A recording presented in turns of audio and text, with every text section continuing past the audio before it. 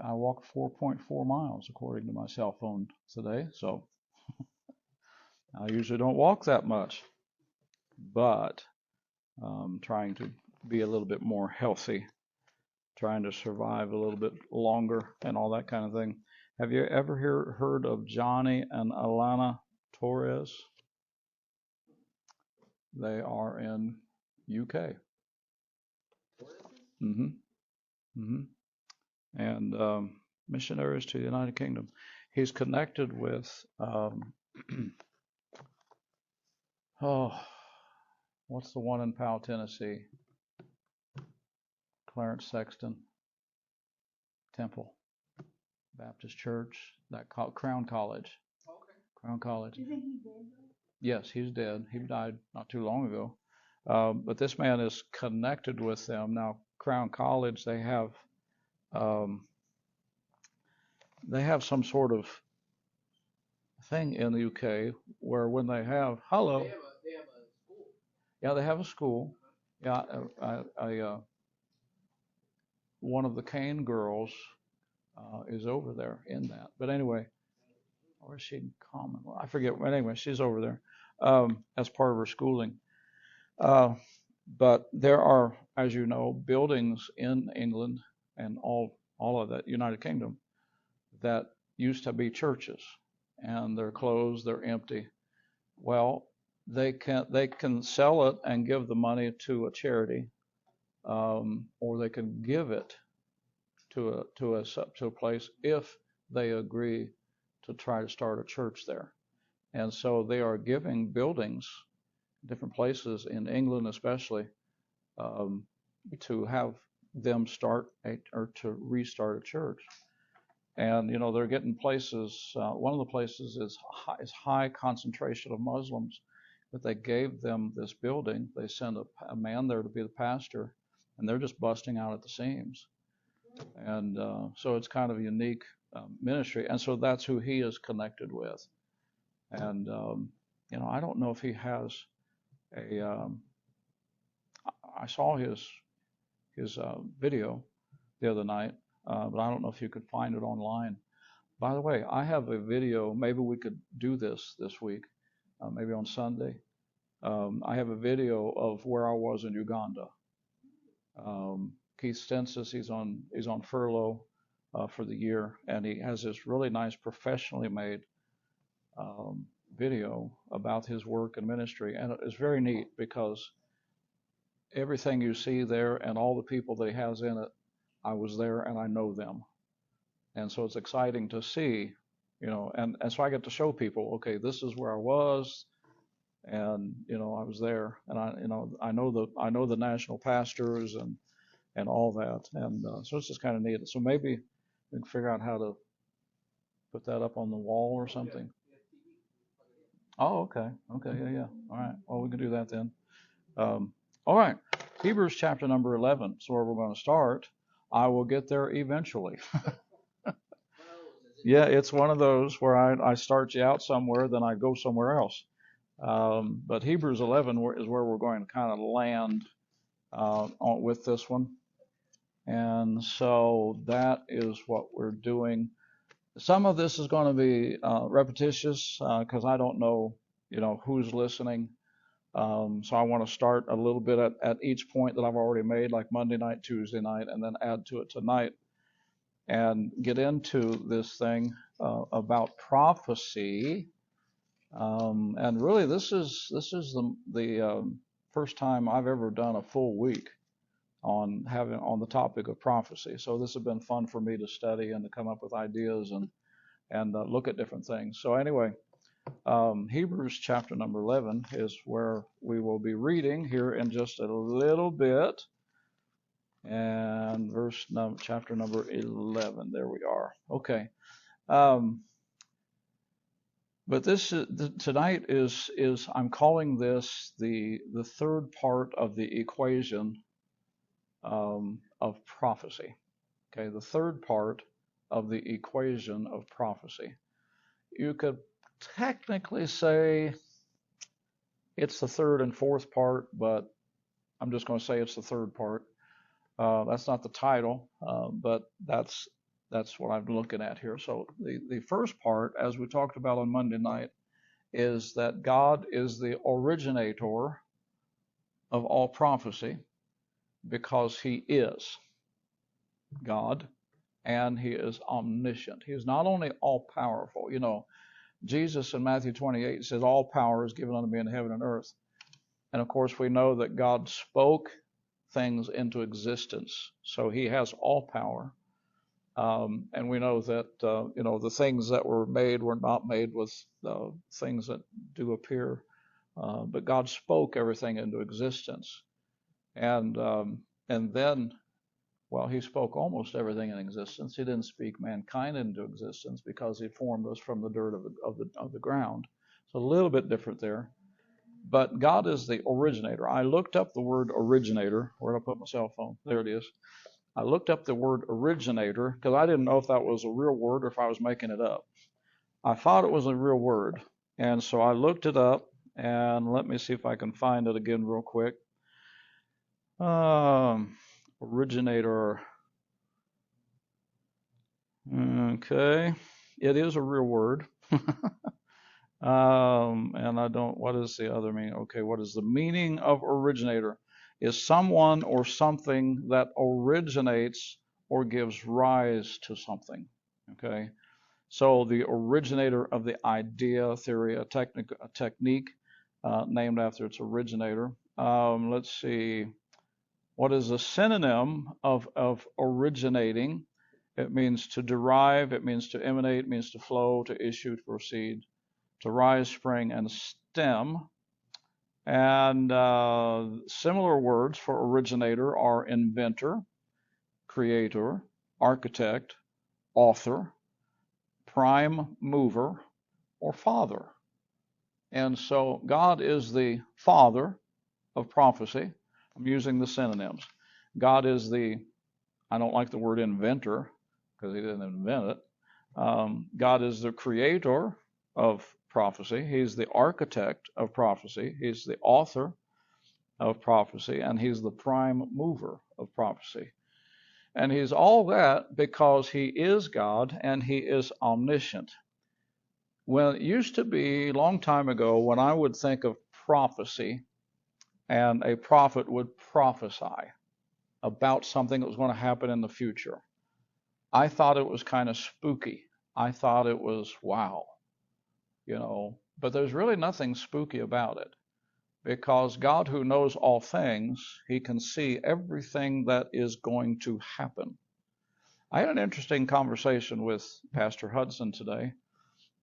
He started talking. We're talking doctrine and whatever, and he made we were talking about different things, and he started talking about Calvinism a little bit, and how Calvinism is becoming prevalent again in our churches.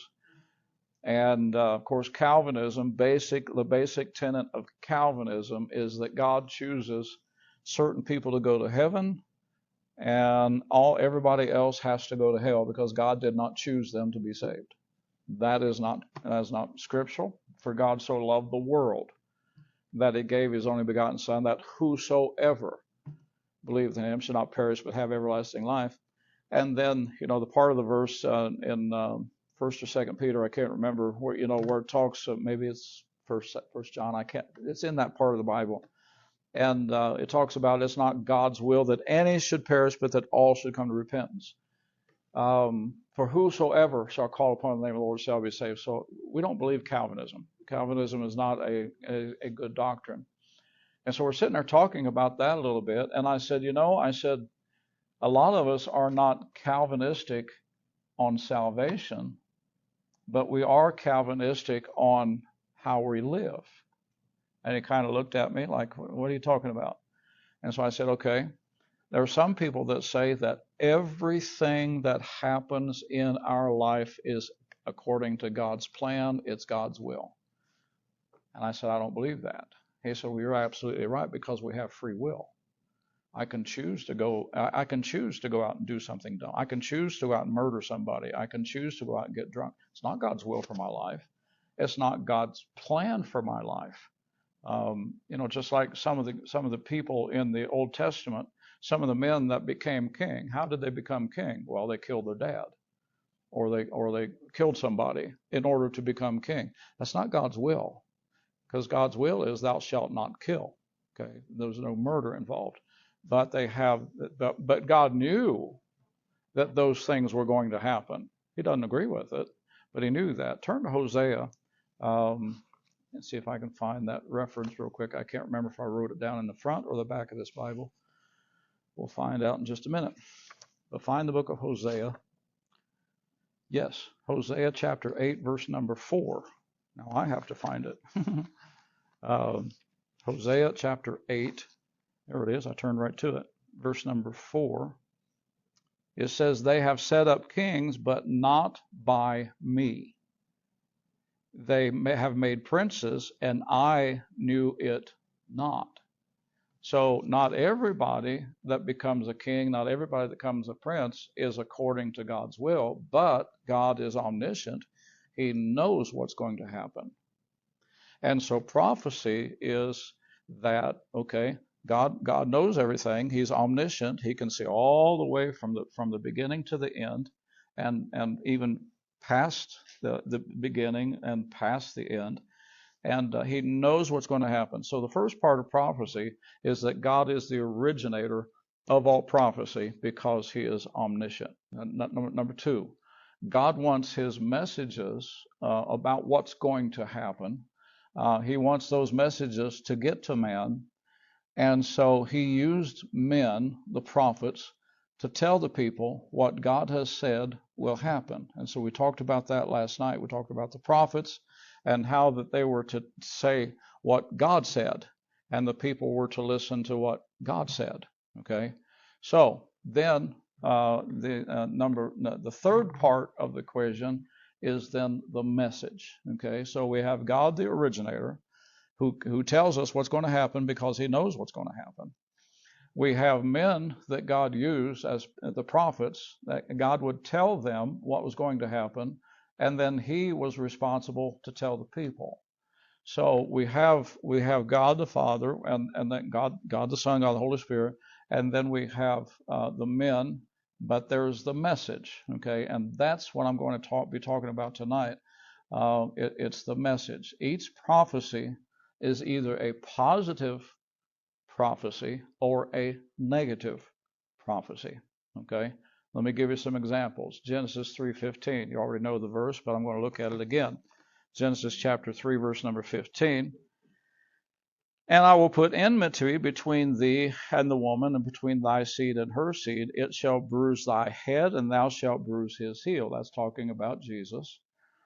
And that prophecy, you could say that's a negative and a positive, because I'm going to put enmity between thee, but it's a positive thing, because I'm going to put enmity between thee and the woman, and talking to Satan, and talking to the serpent, and between thy seed and her seed, her seed shall bruise thy head, and thou shalt bruise his heel.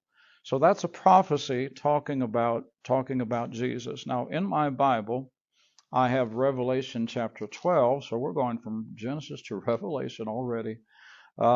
Genesis chapter number 12 and verse number 1, and there appeared a great wonder in heaven, a woman clothed with the sun and the moon under her feet, and upon her head a crown of 12 stars. And she, being with child, cried, travailing in birth and pain to be delivered. And there appeared another wonder in heaven, and behold, a great red dragon, having 7 heads and 10 horns, and 7 crowns upon his head, and his tail drew the third part of the stars of heaven, and did cast them to the earth. And the dragon stood before the woman, which was ready to be delivered, to devour her child as soon as it was born. She brought forth a man-child, who was to rule all nations with a rod of iron, and her child was caught up unto God and to his throne. I believe that's talking about Jesus Christ there. And some say it's talking about Israel. And but some of the descriptions that we have in this chapter, I've looked at very carefully, and I believe it talks more about Jesus than it does the nation of Israel. And so I will put enmity between thee and the woman, between thy seed and her seed. It shall bruise thy head, and thou shalt bruise his head. Now, to the serpent, that was a negative, but to us, it's a positive. Okay, so all prophecy it's either a positive prophecy or a negative one. Okay. How about Revelation 7:9? I read that one last night or the night before. I can't remember. But 7:9, and after this I beheld, and lo, a great multitude which no man could number, of all nations and kindreds and people and tongues, stood before the throne, before the Lamb, clothed with white robes and palms in their hands, and cried with a loud voice, saying, Salvation to our God which sitteth upon the throne and unto the Lamb. I believe I read that one last night. And so that's a positive one, okay? Because in the end, there's going to be all people from all nations and all kindreds and all tongues and all people that will be standing before the throne, okay?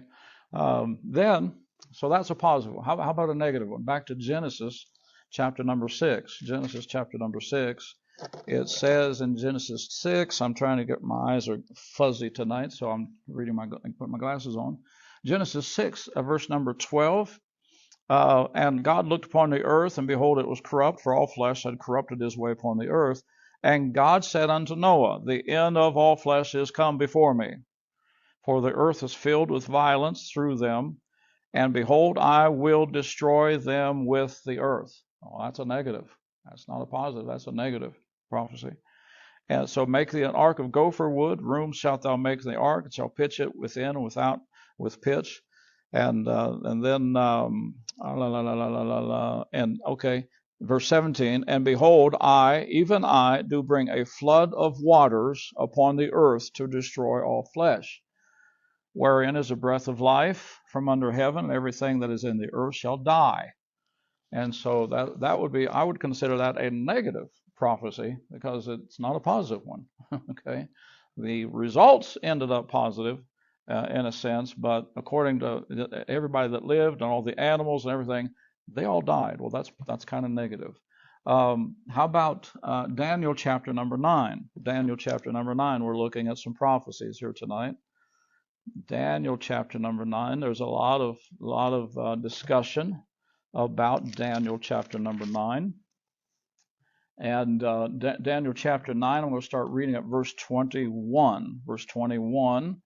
Back up to verse 20. And whilst I was speaking and praying, this is Daniel speaking, and confessing my sin and the sin of my people Israel, and presenting my supplication before the Lord my God for the holy mountain of my God, yea, whilst I was speaking in prayer, even the man Gabriel, whom I had seen in the vision at the beginning, being caused to fly swiftly, touched me about the time of the evening oblation.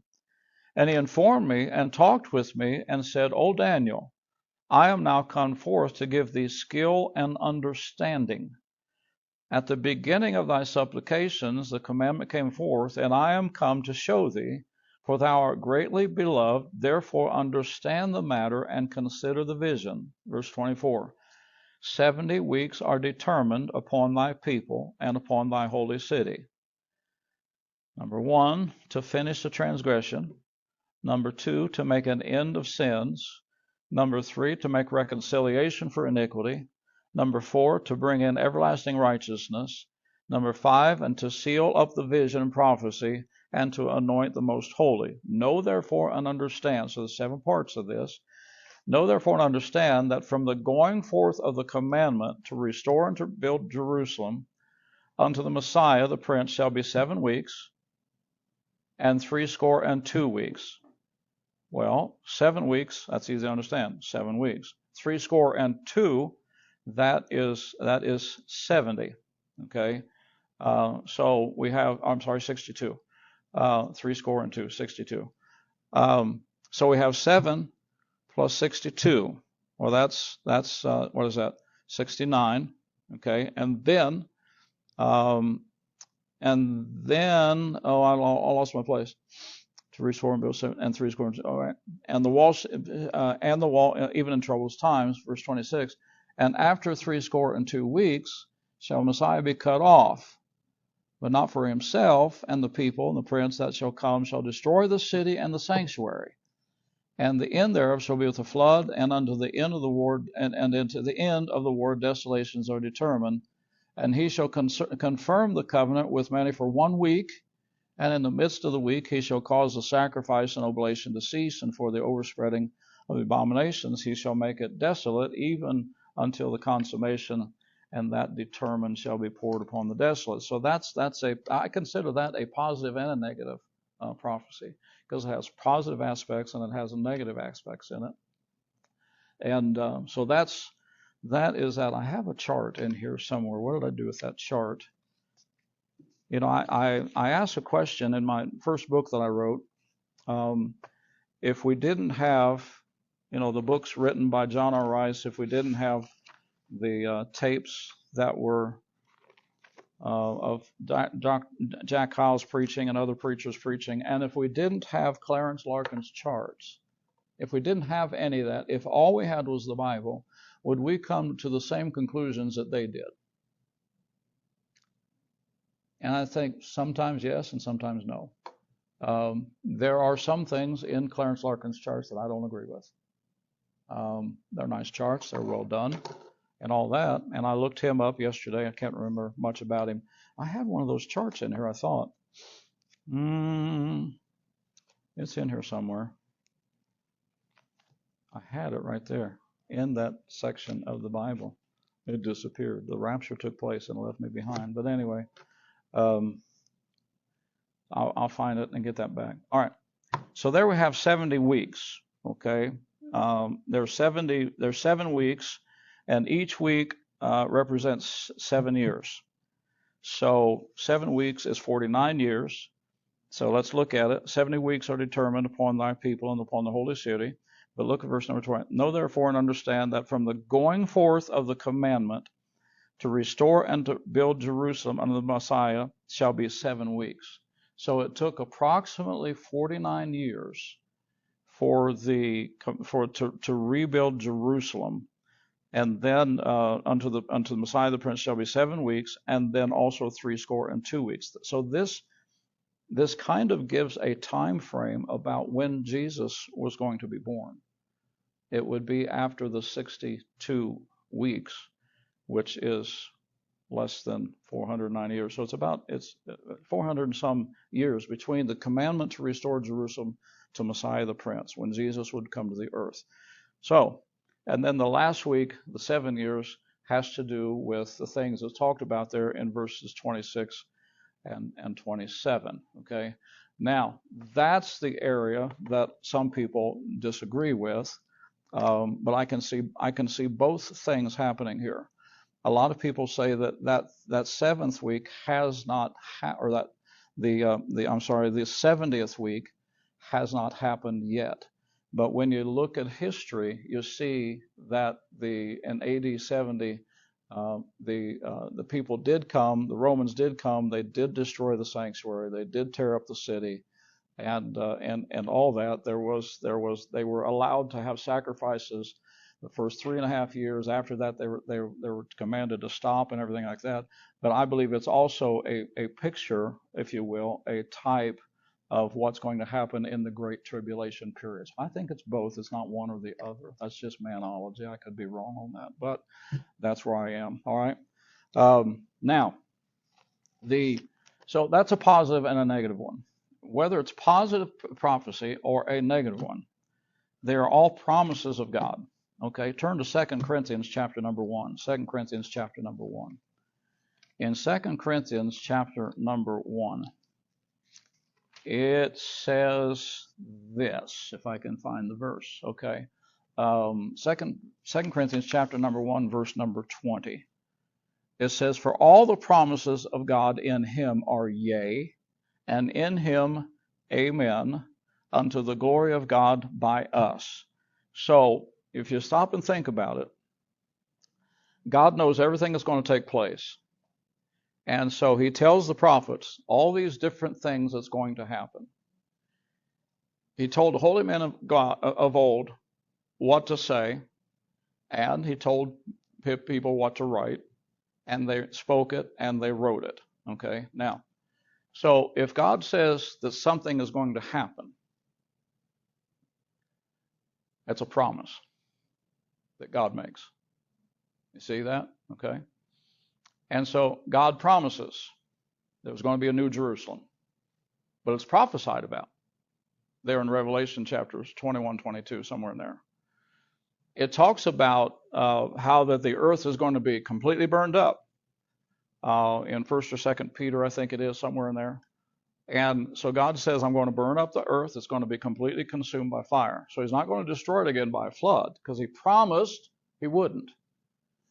But he's going to destroy the earth by fire. And I think there are certain things that are going to happen before that and immediately after that, but I won't get into that tonight. So it's going to be, so God says, I'm going to destroy it by fire. So that's a prophecy, but it's a promise. Okay? So all the prophecies of God are promises. Now, so the verse I just read, it says again in verse number 1, verse 20, for all the promises of God in him are yea. What is this talking about? Okay, I made a copy. I got my iPad out. Since I couldn't send it to the printer, I just got my iPad out and put it on top of the thing. Yeah, straight from my iPad. Hopefully it wouldn't do anything wrong. And so I got it. And the background's black, and so anyway. And so this is what one of the commentators said about that verse. He said, for all the promises of God in him, all the promises which God has made through him, it's talking about all the promises of God in him. This is another reason why Paul felt himself bound to maintain a character of the strictest veracity. The reason was that God always evinced that, and that since none of his promises failed, that includes all of his prophecies, he himself sacredly bound to imitate him and to adhere to all his promises.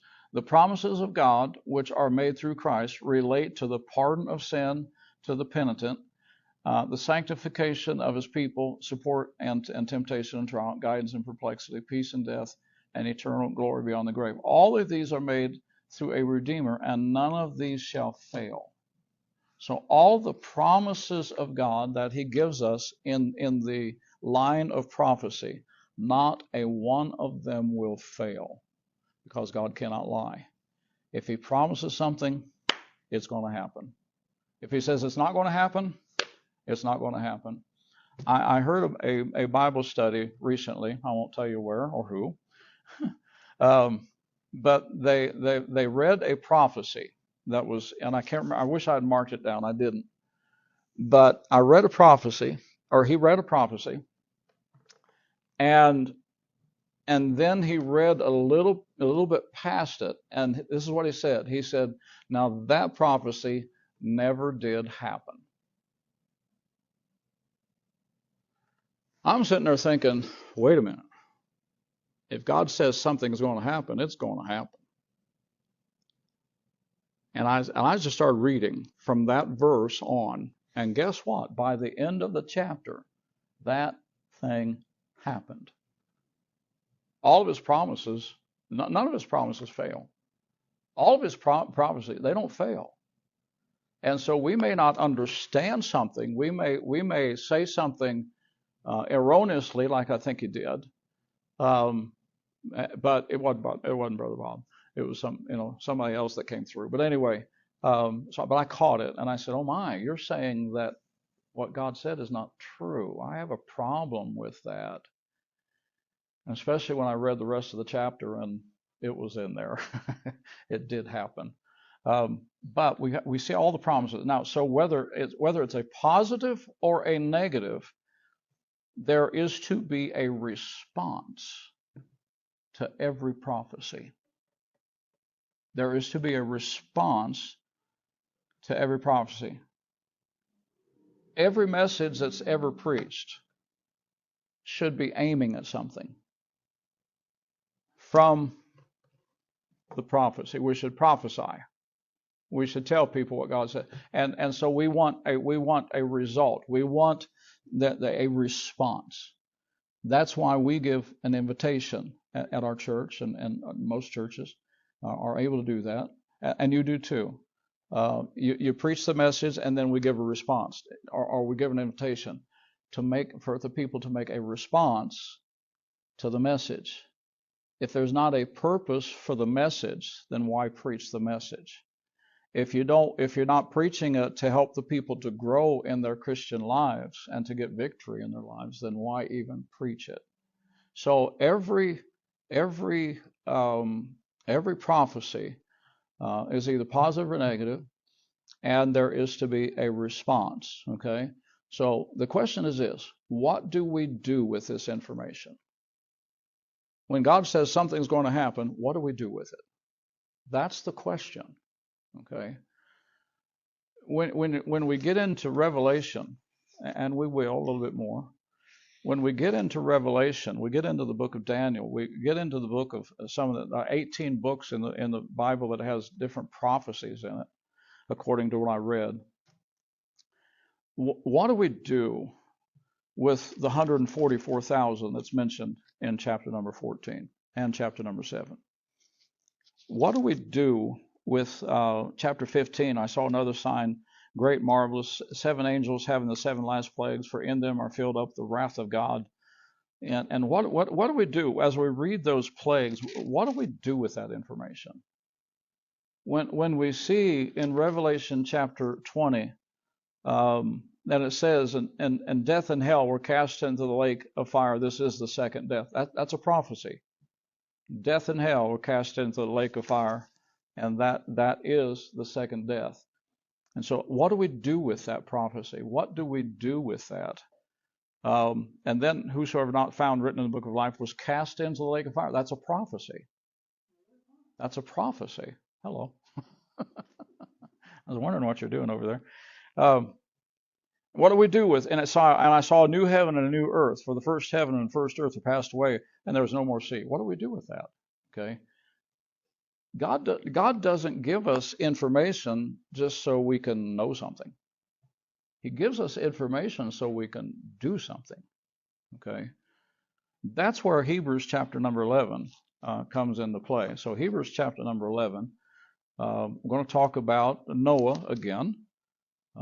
Because he is spoken of here in Hebrews chapter number 11, and some other things here in Hebrews chapter number 11, and we'll be done here pretty soon. But anyway, so by faith, Noah did some things. Okay, so let's look at chapter 11, verse number 7. Chapter 11, verse number 7. It says, "By faith, being warned of God, things not seen as yet." What were those things that were not seen as yet? The rain, the flood. That had never happened. And by the way, the flood of the whole earth hasn't happened since, but God promised he would not do that. That's a prophecy and a promise. Okay? And it's a very positive one. But it talks about Noah here in verse number 7. By faith, Noah, being warned of God of things not seen yet. So God comes to him and says, okay, Noah, I'm going to destroy the earth with a flood. This has never happened before. I'm going to destroy it with water. And so Noah was warned about that. But it says, first part of verse 7, by faith, Noah. Okay, there's a comma there. I'm going to skip the part in verse 7 that says, being warned of God of things not seen yet. So I'm going to take that little phrase out just for a second. I'm not going to do any disservice to the verse, but I'm going to read it this way. By faith, Noah, moved with fear, prepared an ark to the saving of his house, by the which he condemned the world and became heir of the righteousness which is by faith. So God comes to Noah, and he says, Noah, I'm going to destroy the earth. Everybody's going to die. All the animals that don't get on the ark, they're going to die. For some reason, it never dawned on me that the fish would not die. I thought they were going to he's going to make aquariums and put fish in there. They didn't need aquariums. They could survive in the water. It just never dawned on me. And all of a sudden one day I'm thinking, duh. Anyway, so by faith, Noah moved. When he heard what God said was going to happen, what was his response? What did he do with that information?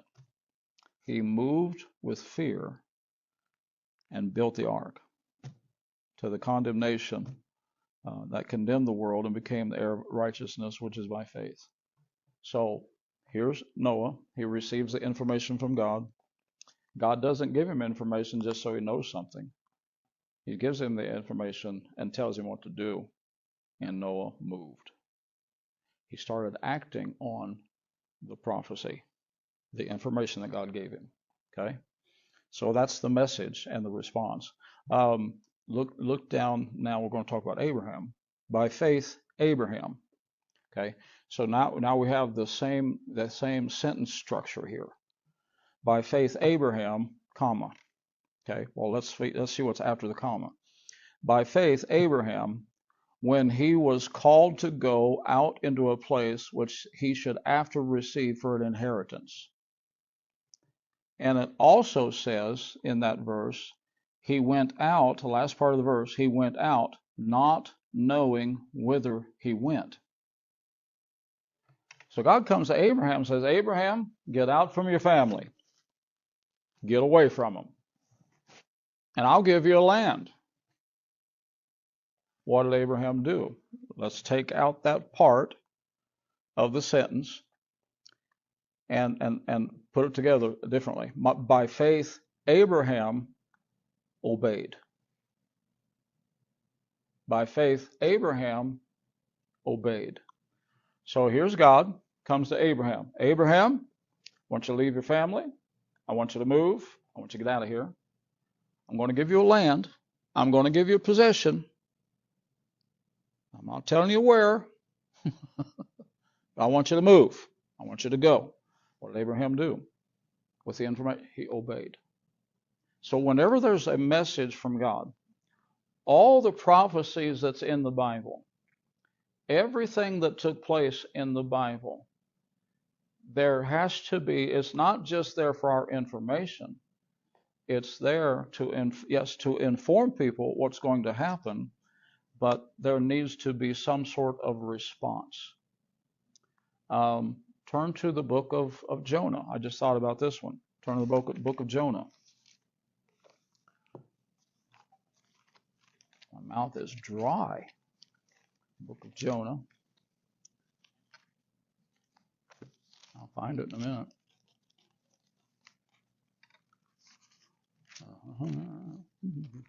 Obadiah. Jonah. There we go.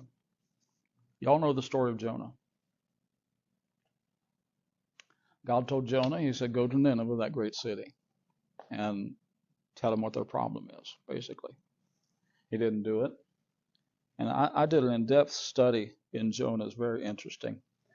And but anyway, so later on in verse number 3, after he ran from God, after he got swallowed by the whale, after he got puked back up by the whale, and all that, chapter 2, verse 10, and the Lord spake unto the fish, and it vomited out Jonah upon the dry land. Okay. Chapter 3, verse 1, and the word of the Lord came unto Jonah the second time, saying, Arise, go to Nineveh, that great city, and preach unto it the preaching that I bid thee. Tell them my message. Give them my message. What was the message? So Jonah arose and went unto Nineveh, according to the word of the Lord. Now Nineveh was an exceeding great city of 3 days' journey, and Jonah began to enter in the city a day's journey. What was the message? And he cried and said, Yet 40 days, and Nineveh shall be overthrown. That's a prophecy. Now, did this one happen? No, because they responded to the message. But God would have destroyed it after 40 days if the people had not done what they did. So when God gives us information, he gives us information, and he wants a response from that information. Now, God did destroy Nineveh later, but that's another story. So everything that God gives us, every message in our preaching and teaching, is aimed towards a response. And whether positive or negative, there is to be some sort of response, okay? So back to Hebrews chapter number 11, because there's some verses here I want to point out to you. I thought I read it, and I just, that was, it really jumped out. They really jumped out at me here. What they did by faith. And I want us to look, and I'm looking here, okay. I didn't mark down the verses. All right, verse 13. These all died in faith, not having received the promises. So they had not received the promises. In other words, the prophecy had not been fulfilled in their lives. The prophecy was still good. And they responded to the prophecy by faith. And they moved, or they obeyed, or whatever the situation was. And so, but they did not receive, okay, Abraham, the nation of Israel is still waiting to have the entire promised land that God promised them.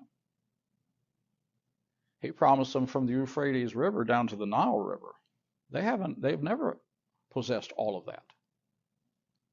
And other areas like that. Now, so they did not, they had not received the promise, all right? These all died in faith. I know it's going to happen, but it didn't happen in their lifetime. If I died tomorrow, I will not have seen the rapture, but I know it's going to happen by faith. I have not seen the New Jerusalem coming down from God out of heaven, but I know it's going to happen by faith. Okay? I will be there. I will see that, but I haven't seen it yet.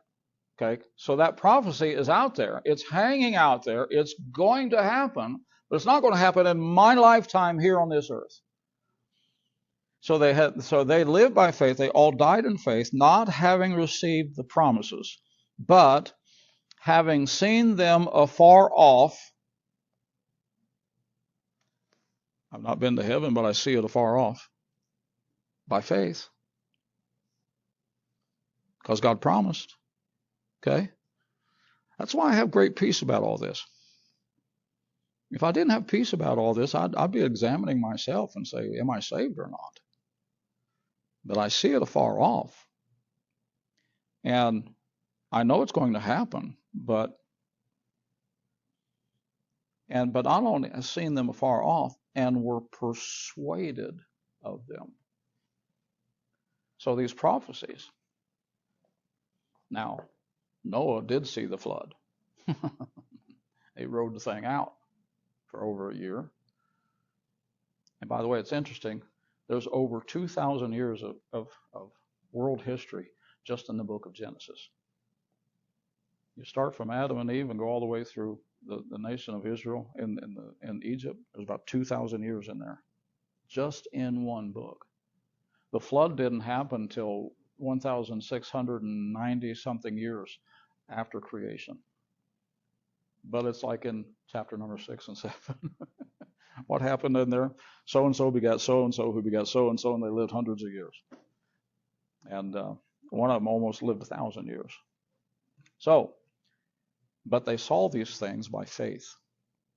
Hadn't received them yet, but they were persuaded that those things are going to happen.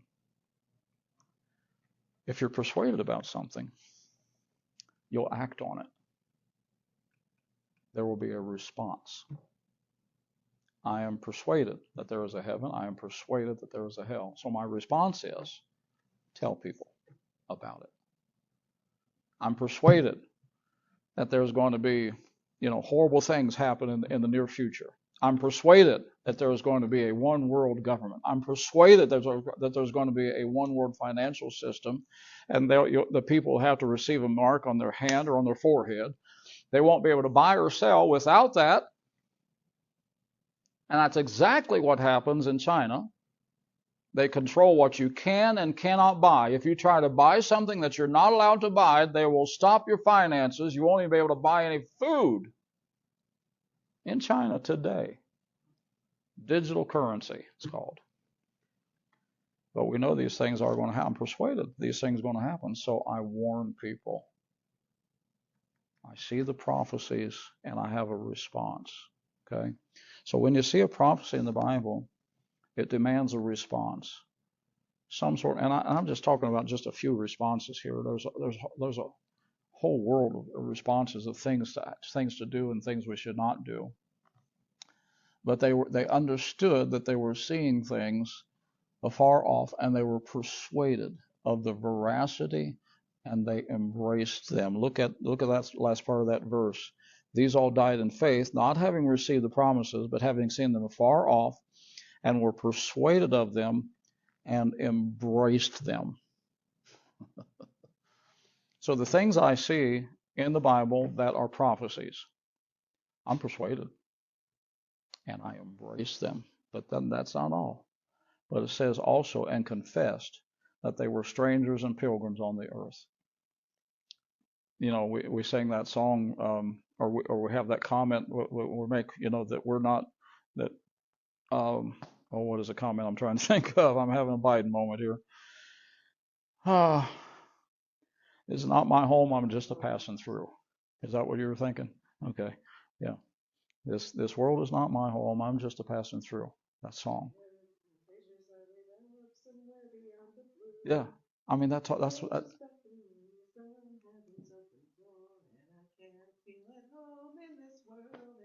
There you go. We embrace. Go ahead.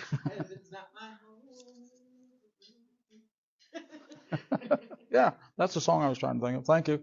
Appreciate it. I forgot the words too. So that's where we are with the message. I haven't seen the rapture. I haven't seen heaven. I haven't seen streets of gold. I haven't seen the mansions. I didn't see the cross. I didn't see the resurrection.